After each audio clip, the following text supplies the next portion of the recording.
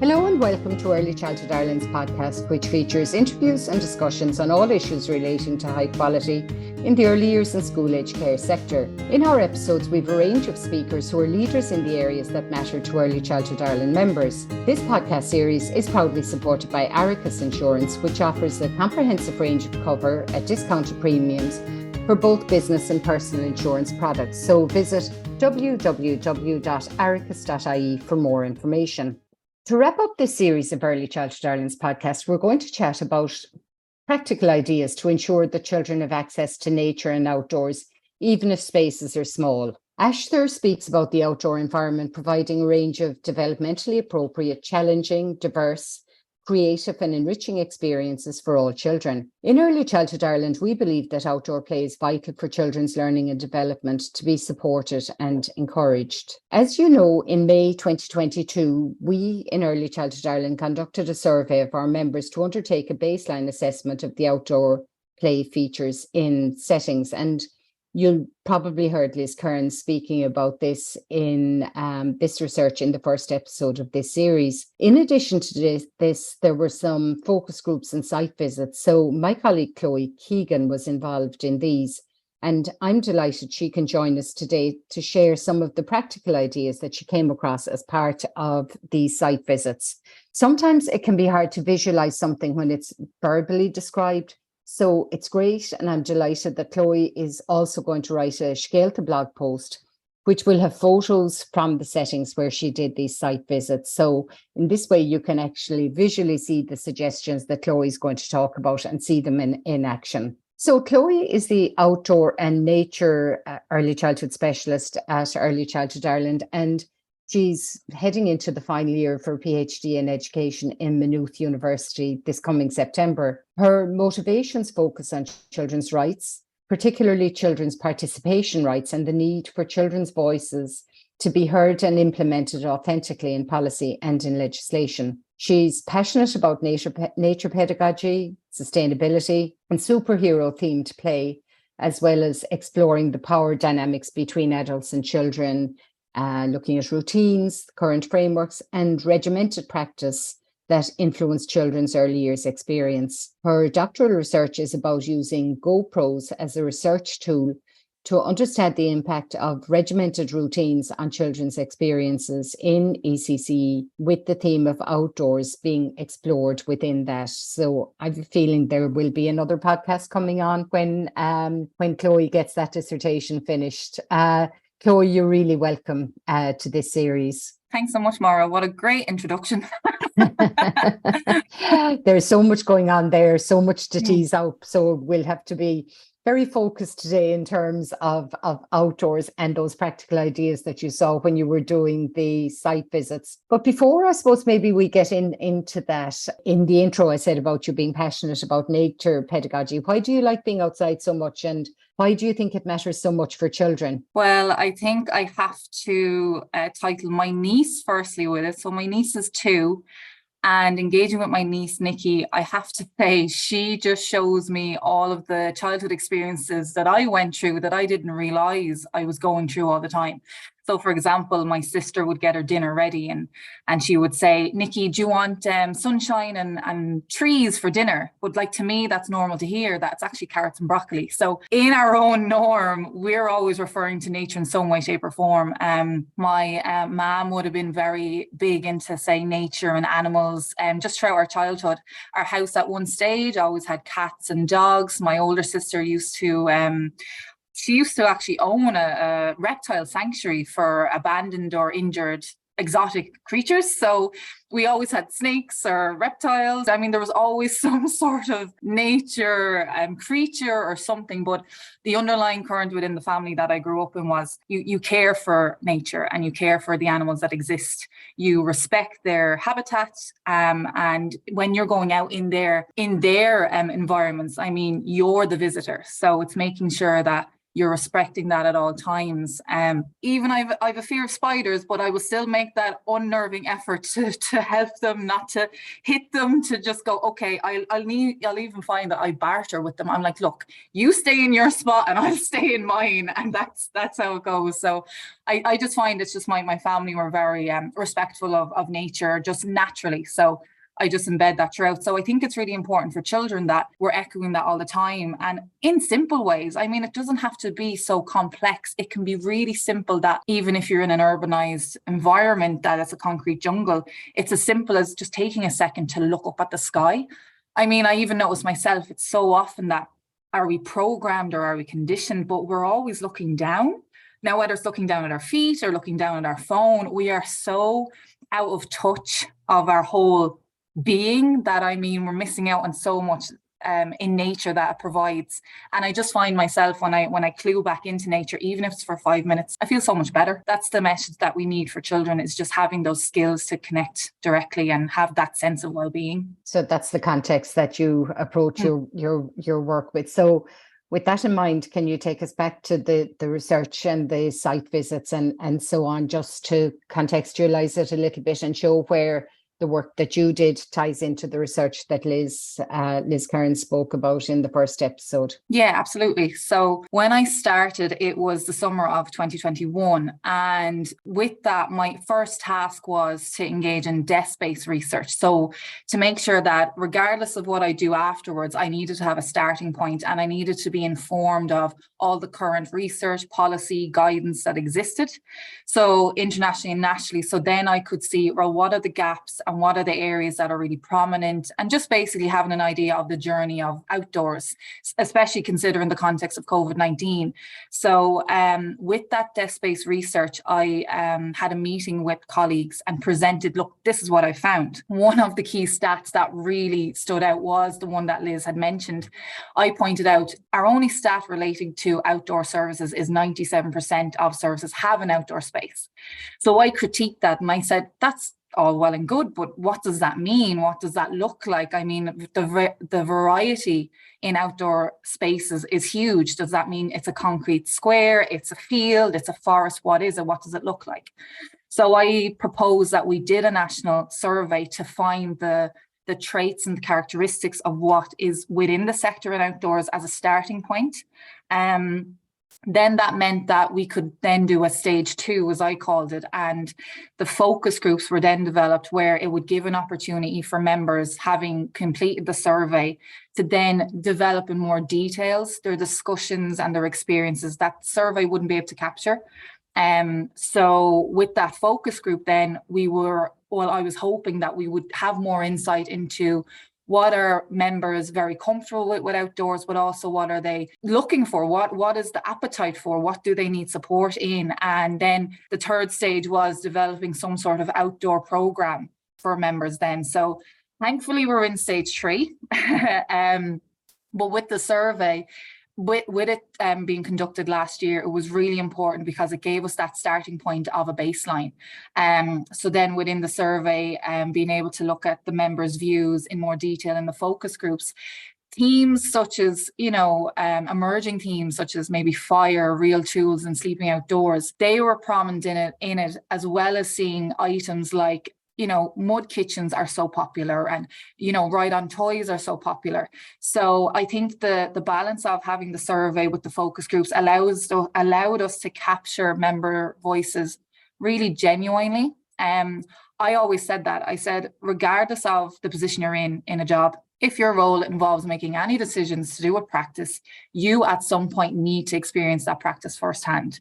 I think that's what gives meaning to all the reading of reports and all the research that was being done, which is important. But I think it also means that you need to be able to talk from real experiences, whether it's you experience it firsthand or engaging with conversations directly with the people that do this work day in and day out. So it was really important for me, the work I was generating for the organisation, with the survey, with the focus groups, that anything that was being discussed or designed was echoing the member voice. So I think that was really important, and it really shone through. Without the members engaging with the survey, the focus groups, the on-site visits, I mean, our work wouldn't be as vital as it is right now. So this is actually an opportunity to say to any member listening, just thank you so much, because it really gave value to the work that we're doing. Absolutely. Given that, a lot of our members, you mentioned urbanized settings, and given that a lot of our members are in urban areas, and probably as a result don't have huge outdoor spaces, can you take us through some of those kind of practical ideas, simple things that people can maybe start open summer, and then we know about the importance of going out in all kinds of weathers, but maybe when it's drier and warmer, it might be easier to start off. So some of those things that you discovered about the importance of nature, giving children opportunity to do some gardening and just be out more, and that's as important. It's how often the space is used as much as the size of the space is what's important. So, can you take us through some of your findings and suggestions in that regard? I think the biggest thing that was found was I saw an awful lot of replication of indoor structures outdoors. And I really considered, well, why are we doing this? Why are we saturating outdoor environments with toys and things that we are already exploring in an indoor environment? I was really thinking, but the outdoor environment has its own unique and, individual learning opportunities, that if we're replicating the indoor environment outdoors, we're actually stifling all that learning. And we're denying children opportunities that they could explore more with the outdoors. So, seeing the likes of, as I said, as an educator, I would have done the same, having mud kitchens and libraries outdoors and things like that. But I mean, if we're replicating the indoor structures outdoors, we're missing moments for risk, adventure, and really important is movement. Outdoor environments, I mean, they can be designed so lovely, but I think a big thing that we need to be comfortable with is be comfortable with empty space outdoors, and that, have that opportunity for children to just make space for being outdoors themselves. There was one service I visited, and the only way I can describe it is it's like a big car park. It's a big space, but it's completely concrete. But what I noticed is there's very little stuff in it. Whether it's underdeveloped or other is for debate. But what I noticed was, because the children had very little in terms of actual stuff, the children engage in so much imaginary play, and the running, the movement. I mean, I nearly got taken out of it 2 or 3 times. You'd have to be very quick-footed out there. But the children were able to make their own games and interactions so much more than if they were in an environment that was deliberately designed for them to focus in on certain areas. So I think that's one thing we need to be really conscious of, is regardless of the size of your outdoor space, you need to allow for children to move in any way, shape or form, and also be comfortable with empty space, not to engage in this whole toy saturation as a feel of, well, we have all this stuff, isn't this great? Yes, but also children need to move, and children need to have that movement outdoors. So I think that is, in my theory, I do think it's coming from the fact that we're comfortable with the indoor environment structured that way, and it's now being saturated in the outdoors, which I don't think is very helpful when you're wanting to engage more with nature. I suppose it's part of that kind of moving on, that there was a time when the mantra was anything that can be done indoors can be done outdoors. So people would have maybe in fine weather brought out the tables and the jigsaws and the library corner and so on, and replicated that outside, which is grand to some extent, but giving that opportunity for lots of free movement and so on. I suppose also if an area is very hard surfaced, people can be wary of too much running because of trips and falls. So, having activities to ground children in the nicest possible way can be a way of stopping that. But It's trying to find the confidence of taking the step beyond that now. Yeah. It's very funny you said that, because in in the visits, it was 13 settings. There was one setting in particular where she really wanted to engage in risky play in terms of, say, swings and climbing ropes and these kind of egg-shaped swings. As I said, this is why I needed to do the blog. My descriptions are going to be very limited. But with her design, I found it very interesting that all of these swings were deliberately put over concreted space with no soft matting. So that was my first question to her. I was like, well, where's the matting? And her reason was, we usually bring out soft matting for children that are first being introduced to this area of risk.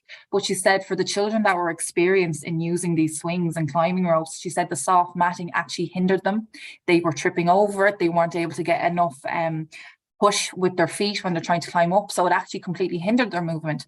And I thought that was really interesting because, you know, you have this educator where, of course, the first thing that's going to be said to her is, well, how are you managing for risk and how are you minimizing the like of injury? But she was very open to go, they're outdoors in fast-paced movement. Injuries will happen. They're not going to be major. It might be a little bump, a little cut. And she was very comfortable with that, and likely in her stance of being comfortable with it, the children were equally confident, but they were so good at assessing that risk. You would see them, and there was one child who was trying to climb this rope ladder, but he was too short to get to the first step.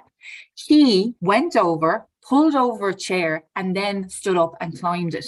And this is all in a urbanized housing estate. So the outdoor space was very small. It wasn't anything very complicated. The rope ladders were just bolted to the existing roof beams that were there. And it just showed that children, when they want to do something, they'll make means and ways to do it themselves if you just let them be.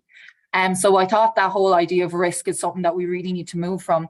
And in fairness, I can understand, again, having been in it and engaging with it, it's a societal thing. I mean, we're conditioned to fear risk, we're conditioned to fear injury. And do you know what? It's so refreshing to see the amount of research coming out now that pinpoints how injuries are not just happening outdoors and are not the cause of more injuries. What was the stat that I came across? It was in the National Office of Clinical Audit. So what they do is they do major trauma and injuries in a pediatric report from 2014 to 2019. And they said that the majority of injuries for children up to the age of 5 actually happened indoors in home environments.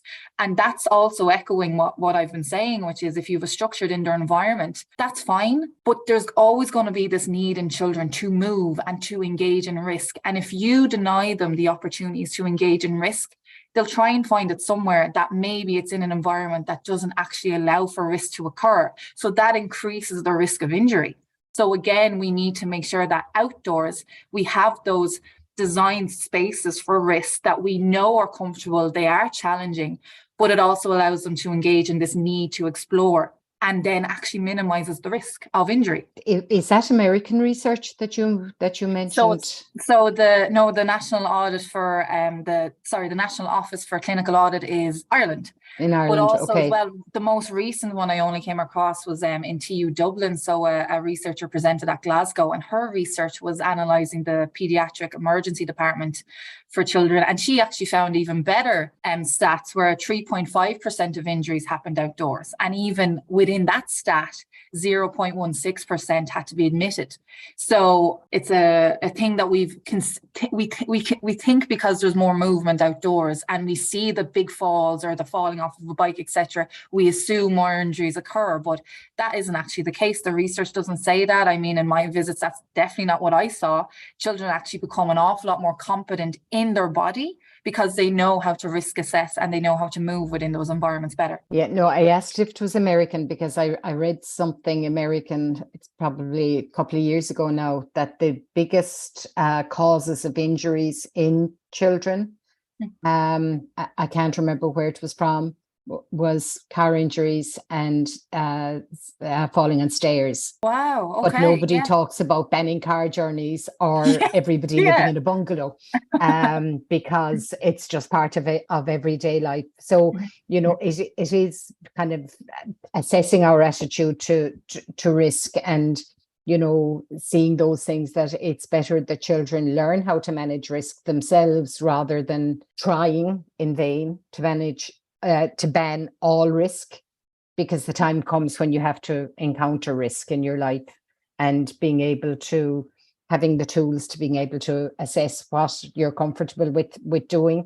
Children have that kind of inbuilt sense of what they're able to do themselves if they're left to it with the watchful eye of an adult to be there if they do kind of get stuck or overestimate, but helping them to manage it rather than managing it for them. And it's funny, just more on that, because even in the sites where they very much promoted the risky, adventurous, challenging play, thrilling play. It was really important listening to the language that the educators use. There's no be careful, don't do this, don't do that. It was very much about think about where your feet are placed. Consider your hands. How high are you? Can you jump down if you need to? So it's not a case of going, no, no, no, don't do this. Be careful, la, la, la, because that'll just instill that fear on the child. It actually just encourages children, as you would in any other activity. Okay, well, just consider this as you move into your next movement. And that really allows children to assess their risk with the support of an adult. I think it is definitely, like you said, it's our culture of risk. Understandably, we are very fearful of injuries, and that's okay, because we want children to be happy. We want them to be safe. You know, we don't want to put them at risk at any point. That's absolutely, you know, that's fair. It's just that I think it's now us reevaluating our own approach to risk and trying not to put our own fears on children that fear may not exist at that moment. They just see the opportunity of, oh my God, that tree looks amazing. I need to get into it, you know, and then allowing them to explore that.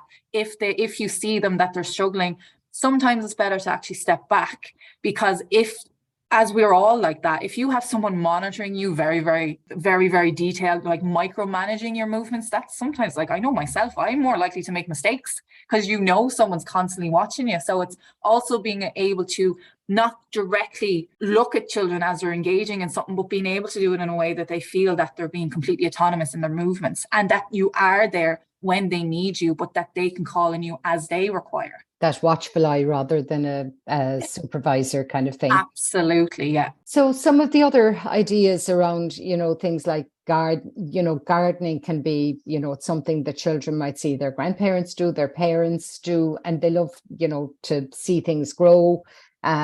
Sometimes to the extent of hindering growth by digging up the plants to see how the roots are growing. There isn't, you know, some settings have the space for polytunnels and so on. Did you see some of those opportunities for gardening and exploring nature in that way being provided in smaller spaces? Yeah, absolutely. So it was lovely because the use of kind of, would you call them indoor greenhouses, being used. It's like the shelving and just a plastic cover just for covering the pots, whether it's just to house them for heat, or you can control the amount of water that goes into them, that they're not being drowned in, as we're seeing at the minute, these random torrential showers of rain. That would have been seen in all variety of settings, regardless of the size of their outdoor. But what I found really interesting was, not only was I seeing real plants and potted plants, just say even scattered throughout as an invitation to remember we're in a live world, but I also was interested in the use of artificial plants and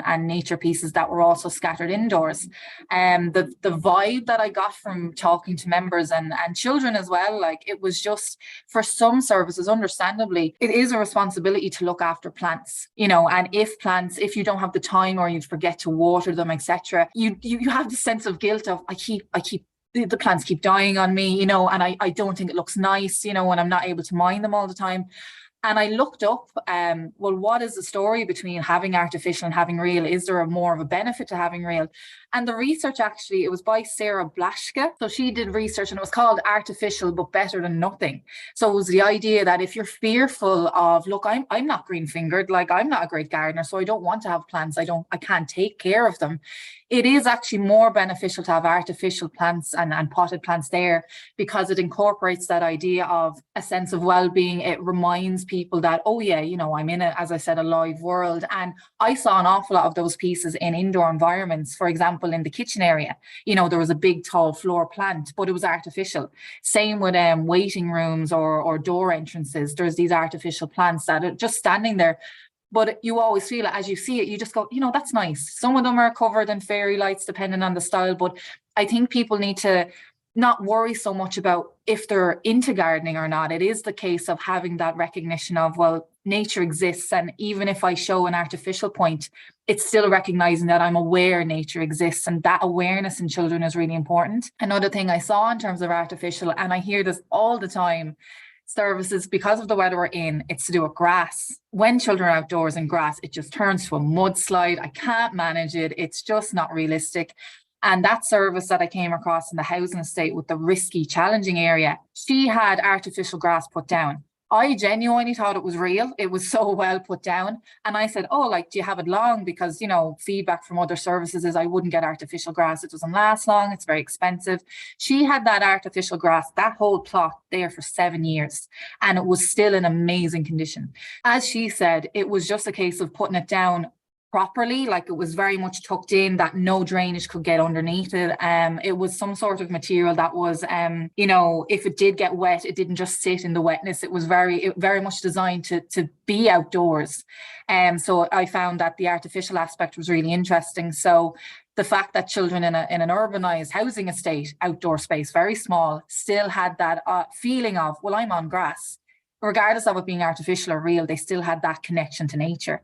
And their tabletops was so lovely. They had 2 or 3 tables outdoors, normal just wooden tables, but the tops were glued with artificial grass. So just a little cutout.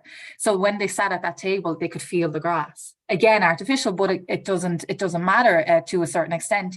If you're someone that feels like gardening is in your area, it is much better to have those invitations of nature than not have anything at all. That's really interesting. Whatever about the artificial grass, the idea of artificial plants being better than nothing is, and you kind of feel it's a learning experience for children, that Absolutely. If you don't water it, that it will die. And that's part of learning about nature as well. The other thing I've heard sometimes about artificial grass is that it can get very hot in hot weather. So I suppose maybe being conscious of that if you are thinking of going, because certainly it can be better than the mud bath for bigger areas, but just being conscious if you're putting it in a very sunny area, its use can be limited if it does get very hot on hot days. So that's a very interesting discussion. And it's funny, Maura, as well. It's very interesting because the artificial grass, and you're right, it gets very hot in sunny areas.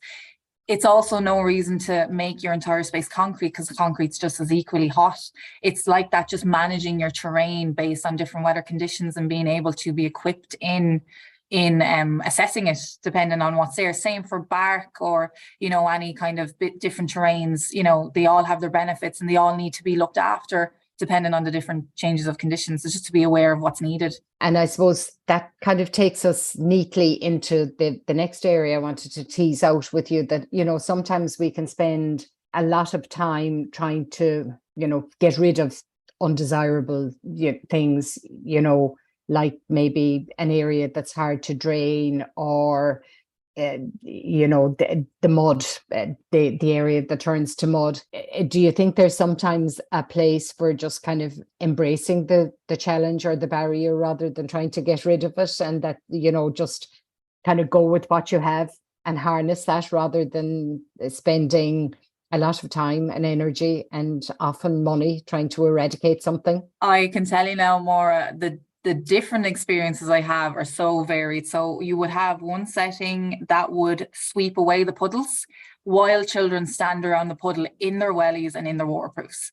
So that's one thing to consider, is what is the purpose of that? If it's to avoid them getting wet, and I'm completely empathetic to the fact that educators also have that relationship with parents, that you don't want parents to be worrying that my child is coming home in wet clothes, or, that they're outdoors all the time in the rain and they're going to get sick. I think the biggest point for that dealing with challenging areas is children and staff need to be equipped in their clothing. Because after that, once you have dry feet and once you're dry in general, you're more than equipped to deal with whatever your environment brings you. There was a lovely example in a service that is an outdoor preschool, and they had an issue with just a certain area when it rained very little, to be honest. It was just a very sensitive area to water, that it just kept just filling up. So eventually what they used to do was, instead of just packing it full of mud and dirt and clay to try and saturate it and contain it, they actually just let it flow. And it was a lovely scene of this little, like a naturally made stream just flowing through the outdoor environment. And over it, children had actually put themselves wooden boards, little wooden steps, so that they could actually go over and back. Even though, this stream might have been barely 5 or 6 inches thick. It was still the idea of them creating bridges and trying to manage, well, how do we get over to the side? It's so far away, and that challenging aspect. So working with nature rather than trying to prevent it, it actually makes it easier for educators. I mean, that educator was not stressed or worried. She was very excited by, well, this is a great activity now. The children are content. It's a project for them. They've led it. I'm literally facilitating them. If they want more materials, I can get them. Whereas on the other side, that educator, she was very stressed. Anytime it rained, she would look at that very dipped area and go, where's that sweeping brush? I need to sweep it now so the children aren't jumping in puddles, so they're not getting wet. And in her defense, it was just because not all children had waterproof gear. So it wasn't fair for her to allow some children to jump in puddles and then other children and runners not to have access. So there's a massive point here, Maura, for the fact that the sector needs to be physically equipped for appropriate clothing, that we're able to stay out in our very varied weather. We see it right now. We can have absolutely heated, lovely tropical weather, and then all of a sudden we're having downpours. So it's being able to be comfortable with the clothing we have. We can rely on it, but also that it's not blanketed rules. We see this a lot where adults are telling children, you're outdoors, you have to put on your coat. That isn't the case. It should be a case of all coats and all wet gear are brought outside, and then children have the opportunity to take it as they need to or as they feel they need to. We need to be aware that sometimes educators aren't going to be as physically engaged in the environment as children. So if children are running around and they're sweating and they're warm, it isn't fair for us to tell them to keep a coat on, when if we were in that atmosphere, we'd be like, I need to take my coat off, I'm roasting. So it's working with the challenges of those environments, whether it's weather conditions or draining issues. It is so much easier when children and educators are able to just work with what's there rather than trying to prevent it, to create this type of, I don't know if we call it ideal, but I think it's just trying to minimize that risk, or trying to make it fair for children in terms of access if they don't have the appropriate clothing. But on the clothing, sometimes, there's a storage issue of, kind of the wet wellies or some of those all-weather suits can be very bulky. So trying to find some kind of a transitional space that we refer to in the Universal Design Guidelines, where, it can provide shelter, can provide shade, but it can also be like a changing area. So you're not going straight into a playroom with lots of wet clothes and wetsuits, and, even something like a pop-up gazebo or a small pop-up tent can help to provide that transitional space. I'm reminded when you talk about the puddles, a setting that I supported for Shieltha one time had a very small outdoor space, but when they were laying the footpaths, it was purpose built. When they were laying the footpaths, they purposely instructed the builder to put a dip so that if it rained, there would actually be a puddle. They Amazing. created the dip. And I remember seeing children jumping into and over and across the puddles, and just that simple thing of having the slight dip. The builder was amazed. I don't think the builder was ever asked before to purposely put a dip in a footpath. Usually it's level it out. But in this case, it was the dip was being sought. There are emerging practices that we're starting to see, and it's something that hopefully we'll come back to in a future episode, is the recently published TUSLA guidance, where when the roof is the sky. And there are things, practices that, wouldn't have been common before that are kind of is starting to emerge, like the possibility of things like fire pits and sleeping outdoors. Have you, a couple of thoughts on those kinds of practices and how we can provide for those new practices here? Yeah, I think it's really important that members learn from members, because I was not aware that this was even a thing in terms of fire pits, real tools. I know there were concepts internationally, but it wasn't until I actually saw it on the on-site visits that I was like, this is so impressive. Like, the members, the educators that work in these areas are the experts, and they need to engage with other people so that the entire sector becomes a sector of that collaborative sharing of practice. And within that, they're able to give their experience of what works and what doesn't work. So, for example, with the fire pits, one educator was talking to me about how she originally started with a campfire, but she found that it was not providing any heat. It was windy, it was cold. So they're sitting around this fire looking at heat, but not experiencing any heat. So it wasn't purposeful for what they needed it for. And so she actually installed a stove. She found that the stove was not only great for giving more heat and being more like long lasting throughout the day, but it also gave children topics to discuss around sustainability and considering, well, what can we burn? What if we burn plastic? The outcomes of that for the environment. It made children really aware of their climate, and I think that's vital for the era of a climate crisis, that children are critiquing the resources and the things that they're using to provide for basic things like heat or shelter, and what impact does that have then on our environment. There was lots of wooden logs, say, used as stumps, for seating. And again, through this discussion, I did have a thought. I was like, well, if there's a demand for log stumps and, things like that, are we not cutting down more trees? And some would argue that, yeah, there is a demand now for like lovely log, seating and things like that.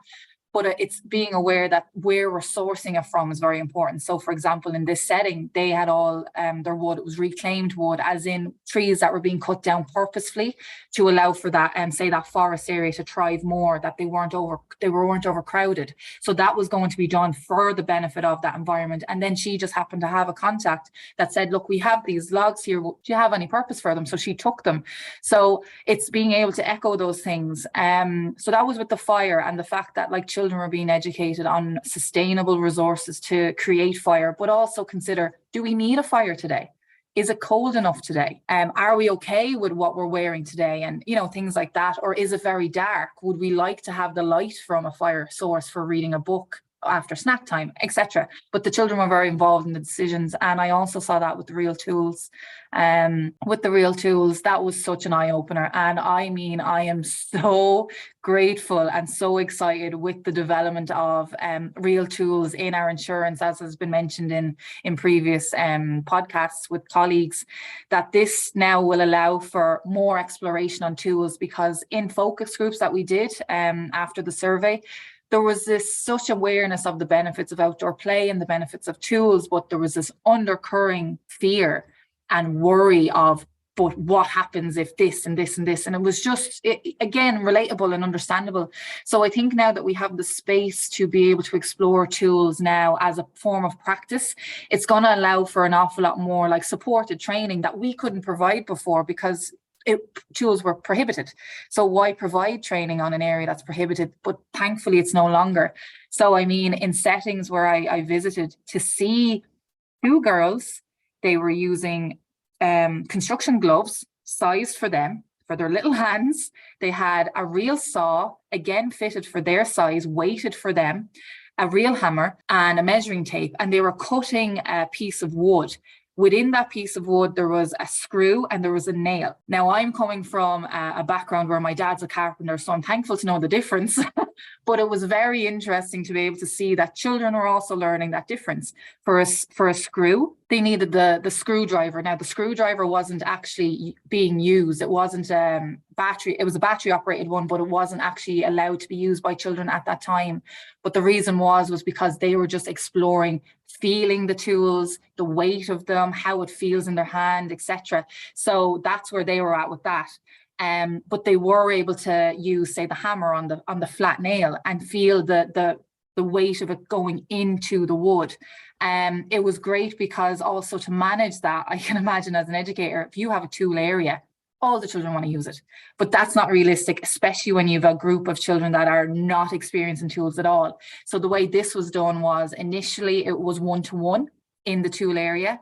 Then it was 2, but she said she would never do more than 2 children at that area at a time, just because it's easier to manage. But it also means that children value it more, because then when they get the opportunity to use the tools, they're really, really careful with them, and they're really appreciative that they get the opportunity to use them. So they value that time, whether it's 10 minutes or less. They're really grateful to be like, I got to use that hammer, and now I'm satisfied now for the day. I've got that out. So I think that was really, really impactful. So it's great now to think other services can now benefit from those experiences that I've already seen on site visits. And I suppose an important starting point there is for the educators themselves to become familiar with the tools and how they work and how they feel, and that they can then support children rather than people being at sea. So, proceeding at a pace that you're comfortable with, that you challenge yourself, but get more comfortable, and then bit by bit introduce these opportunities to children. Yeah, absolutely. And it comes back to us rethinking our culture of risk, that we first have to be that starting point of rethinking how we feel about risk and things like that, because it's not a case of all services now have to engage in tools. That's not what's being said. It just means there's the opportunity to use it. And I'd love to see more educators just even in nerves, even in their worry, going, I'd love to do this, I'm just really unsure. And being able to go somewhere that they go, well, at least I know if I go here, I will be supported in how I can become more competent. And then as I become more competent, I'm able to be in that position then to facilitate and mentor children in the same way that I was. So it's a really interesting, and it's a great opportunity for us all as adults and children to share that common trait of, I'm not sure how to go about this, and then bringing that together, that we all become confident then in it. So before we wrap up, Chloe, do you want to talk a little bit about some of those opportunities that we have in Early Childhood Ireland coming up for people to continue or begin wherever they are in their journey? Ideas around outdoor play, nature pedagogy, and so on, because I know we've a couple of things coming up. Yeah, absolutely. So the biggest thing coming up now in terms of our program, so the stage 3 of that plan that I had back in 2021, this nature pedagogy program, I'm so grateful that Nikki Buchan, so she's an international educational consultant in nature pedagogy. So she's internationally renowned in Australia, in Scotland, and she's originally from South Africa. So she is amazing to talk to. She is passionate about nature pedagogy. She's very into risk and challenging play. So that nature pedagogy program that we'll be running for 3 weeks, so it'll be the end of July and the first 2 weeks of August.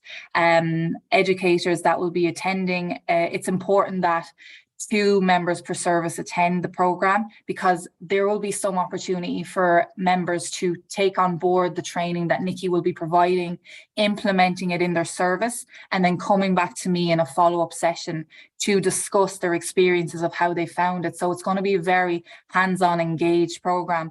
It's delivered online, but I wanted to make sure that there was that element of feedback for practice, that educators weren't just reading and listening to a PowerPoint and then going off and it being forgotten about. There's the opportunity in this program now for it to be implemented, and they also get that opportunity to discuss with peers on their experiences and through that learn. So I'm very excited to get that run. It's also going to be a starting point with nature pedagogy, I would like to think that from that then we're going to design other elements or other topics that members need more support or knowledge in. But I think it's important that with this one, the key learning point of it is that we're really thinking and reevaluating our relationship with risk. And then from that, we can then look at other areas that may be a bit more complex. Also with the Early Childhood Ireland shop, I really want to draw attention to a book resource that we have, which is called Grounded. This was an amazing book for anybody that just does not know where to start in terms of their relationship with nature. It's practical based. It talks about little things like taking green breaks, rewilding yourself, and all these very exciting terms that I think members, regardless of your position in the sector, it's actually really important, I feel, to read this book as a person in a live world. So between the nature pedagogy program, the resources that the shop is selling, I think this is just going to be a very important starting point for more resources to develop and come from that.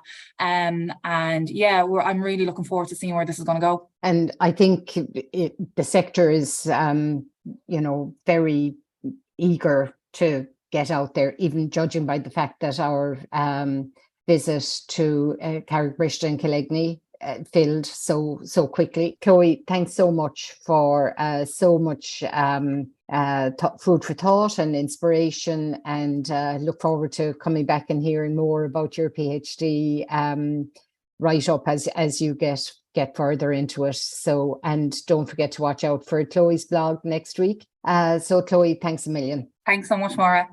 And I hope you've enjoyed this series of Early Childhood Ireland's podcast, and we look forward to being back in September with more episodes. And who knows, we might have a few bonus episodes during the summer, so keep an eye out. And thanks for listening to Early Childhood Ireland's podcast, which is proudly supported by Aricus Insurance. If you enjoyed it, please subscribe and spread the word to your friends and colleagues. And stay tuned, as I say, in September for our next series.